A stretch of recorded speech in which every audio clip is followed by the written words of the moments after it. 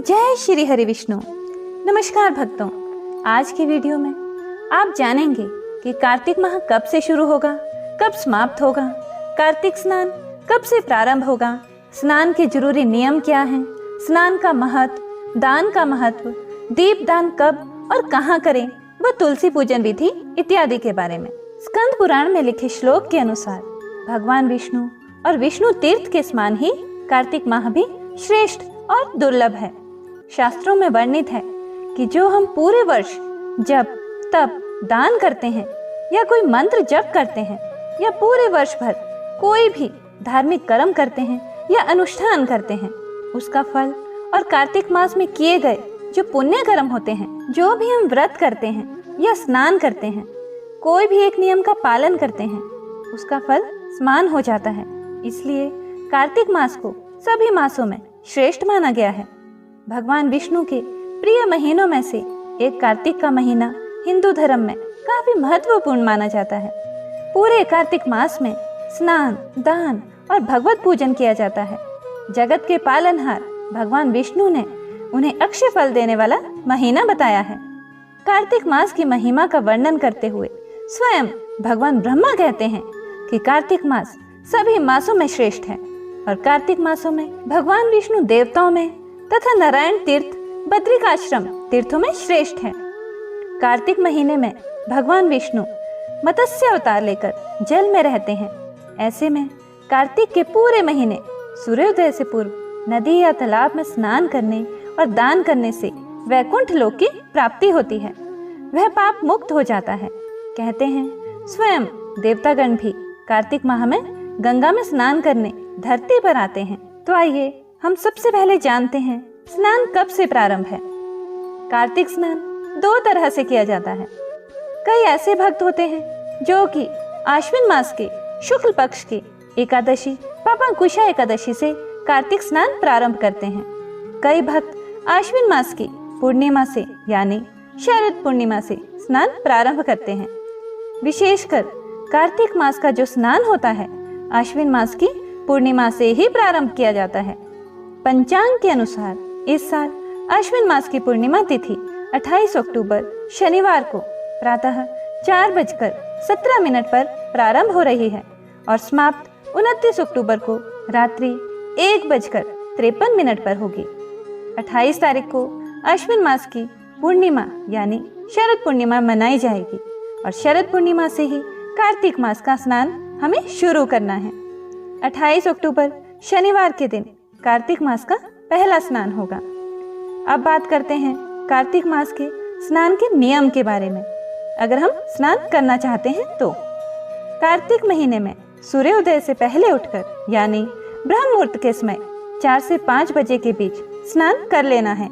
स्नान करते समय अपने नहाने के पानी में पहले गंगा जल मिला लें, उसके बाद उसमें पानी भरें, क्योंकि शास्त्रों में कहा गया है कि कार्तिक स्नान किसी नदी या सरोवर में करना चाहिए, लेकिन ऐसा सभी के लिए संभव नहीं होता है। अपने नहाने के जल में गंगा जल मिलाकर नहाने से भी गंगा में नहाने का पुण्य फल प्राप्त होता है। स्नान करने के बाद साफ वस्त्र पहनकर भगवान विष्णु की पूजा अर्चना करनी चाहिए, तुलसी की पूजा करनी चाहिए, सूर्य देव को अर्घ देना चाहिए। यह तीनों काम नियम पूर्वक प्रतिदिन करना चाहिए। कार्तिक पूर्णिमा के दिन महादेव ने त्रिपुरासुरों राक्षस का वध किया था और भगवान विष्णु ने मत्स्य अवतार लिया था। कार्तिक महीने में भगवान विष्णु मत्स्य अवतार लेकर जल में रहते हैं। ऐसे में कार्तिक के पूरे महीने सूर्योदय से पूर्व नदी या तालाब में स्नान करने और दान करने से वैकुंठ लोक की प्राप्ति होती है। वह पाप मुक्त हो जाता है। कहते हैं स्वयं देवतागण भी कार्तिक माह में गंगा में स्नान करने धरती पर आते हैं। कार्तिक मास का अगला नियम होता है दीप दान करना।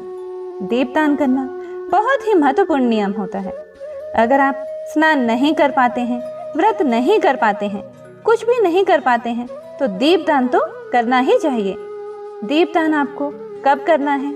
दीप दान आप सुबह ब्रह्म मुहूर्त में कर सकते हैं। शाम को सूर्यास्त होने के बाद आप दीपदान कर सकते हैं। आप दीपदान कहाँ कर सकते हैं? आपने अपने घर में कोई भी पौधा लगा रखा है, जैसे तुलसी का पौधा, केले का पौधा या आंवले का पौधा, तो वहाँ दीपदान करना चाहिए। या घर के मुख्य द्वार पर दीपदान कर सकते हैं, घर की छत पर दीपदान कर सकते हैं। घर के आसपास कोई मंदिर हो तो वहाँ जाकर दीपदान जरूरी करना चाहिए। नदी के किनारे जहाँ जलाशय हो वहाँ दीपदान कर सकते हैं। खुला मैदान, खाली मैदान जहाँ हमेशा अंधेरा रहे तो वहाँ दीपदान करने का अत्यंत श्रेष्ठ महत्व माना गया है। अगर आपके घर के पास कोई गौशाला है तो आप वहाँ भी दीपदान कर सकते हैं। हमारे शास्त्रों में दीपदान के लिए बहुत से स्थान बताए गए हैं। इस महीने में जितना भी दीपदान आप कर सकें, इसका बहुत महत्व बताया गया है। माना जाता है कि दीपदान करने से आपके जीवन के संघर्ष समाप्त हो जाते हैं। अगर आप बहुत परेशान हैं तो नियमित रूप से दीपदान करने से आप उन सभी परेशानियों से बाहर निकल जाएंगे। तो पूरे कार्तिक मास में दीपदान सभी को करना चाहिए। यह बहुत ही आसान होता है। अगर आप सुबह स्नान भी नहीं कर पाते हैं तो भी दीपदान कर सकते हैं। कार्तिक मास का अगला नियम आता है दान का। कार्तिक मास में जो भी आप दान करते हैं उसका फल अनंत गुना मिलता है। दान आप अपनी सामर्थ्य के अनुसार कर सकते हैं, अपनी सुविधा के अनुसार कर सकते हैं। जैसे कि अगर आप प्रतिदिन दान करना चाहते हैं तो कुछ मात्रा में धन का दान कर सकते हैं, वस्तुओं का दान कर सकते हैं, हर रोज अन्न का दान कर सकते हैं। जो भी आप दान करना चाहते हैं वह नियम पूर्वक प्रतिदिन जब आप स्नान कर लेते हैं, पूजा कर लेते हैं, आपने जो दान करना है उसको आप निकाल कर रख लीजिए। उसके बाद ही जल इत्यादि ग्रहण कीजिए। अगर आप प्रतिदिन इस तरह से करते हैं तो इसका फल आपको अनंत गुना मिलता है।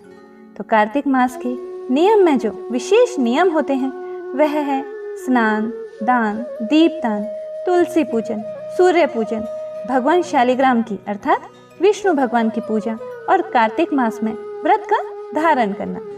कुछ लोगों को यह प्रश्न रहता है कि अगर स्नान किया है तो क्या व्रत रखना भी जरूरी है? तो यह जरूरी नहीं है कि आपको व्रत भी रखना है, लेकिन हाँ, अगर आपने व्रत रखा है तो स्नान बहुत जरूरी है। अगर आप स्नान करना चाहते हैं तो इसके लिए आप सुबह जल्दी उठकर ब्रह्म मुहूर्त में स्नान कीजिए, भगवान विष्णु की पूजा कीजिए, सूर्य भगवान को जल दीजिए, तुलसी की पूजा कीजिए, मंदिर में दीपदान कीजिए और शुद्ध व सात्विक भोजन कीजिए। स्नान के साथ आपको एक बात का जरूर ध्यान रखना है कि आपको लहसुन प्याज नहीं खाना है, लहसुन प्याज का त्याग करना है। आइए अब जानते हैं तुलसी की पूजन विधि। कार्तिक मास में तुलसी की पूजा सुबह शाम दोनों समय की जाती है, इसलिए कार्तिक मास में रोज सुबह शाम तुलसी जी पर दिया जरूर जलाएं। साथ ही तुलसी के गमले पर स्वस्ति का चिन्ह जरूर बनाएं। तुलसी पर दीपक जलाते समय इस मंत्र का जाप जरूर करें। शुभम करोति कल्याणम, आरोग्यम धन संपदाम, शत्रु बुद्धि विनाशाय, दीपम ज्योति नमोस्तुते। कार्तिक मास का अगला नियम होता है धार्मिक पुस्तक पढ़ना। आप चाहें तो कोई भी धार्मिक पुस्तक जैसे पुराण पढ़ सकते हैं, कार्तिक मास की कथा कहानी सुन सकते हैं, सत्संग सुन सकते हैं, मंत्रों का जाप कर सकते हैं, भजन कीर्तन कर सकते हैं। मतलब कि आपको अधिक से अधिक संख्या में भगवान का नाम जप करना है। मंत्रों को सुनने से बहुत फल मिलता है, तो प्रयास कीजिए कि ज्यादा से ज्यादा भगवान में ध्यान लगाएं और भगवान के भक्ति कीर्तन करें। अधिक से अधिक समय भगवान के चिंतन में लगाएं। 28 अक्टूबर से कार्तिक मास का स्नान शुरू होगा। आप सभी स्नान जरूर कीजिएगा। किसी भी कारणवश व्रत अगर नहीं भी रख सकते हैं तो कम से कम स्नान तो सभी कर ही सकते हैं, क्योंकि व्रत में बहुत नियम होते हैं। सभी के लिए व्रत के नियम का पालन करना आसान नहीं होता है। स्नान में बहुत अधिक नियम नहीं है, इसलिए ब्रह्म मुहूर्त में स्नान जरूर कीजिएगा। एक बात और, कार्तिक मास में खाली पेट पानी के साथ तुलसी के कुछ पत्ते खाएं। मान्यता है इससे साल भर बीमारियों से राहत मिलती है। इस महीने में मूली, कंद, गाजर, गराड़ू, शकरकंद खाना सेहत के लिए बहुत अच्छा होता है। इससे व्यक्ति निरोगी रहता है। उम्मीद करती हूँ वीडियो में दी गई सभी जानकारी आपके लिए उपयोगी सिद्ध होगी। सनातन धर्म से जुड़ी जानकारी के लिए चैनल के साथ बने रहें और अगर अभी तक आपने चैनल को सब्सक्राइब नहीं किया है तो अभी कर लीजिए और साथ ही बेल आइकन को भी ऑन कर दीजिएगा, जिससे आपको नोटिफिकेशन मिल जाए। मिलते हैं अगली वीडियो में, तब तक के लिए जय श्री कृष्णा।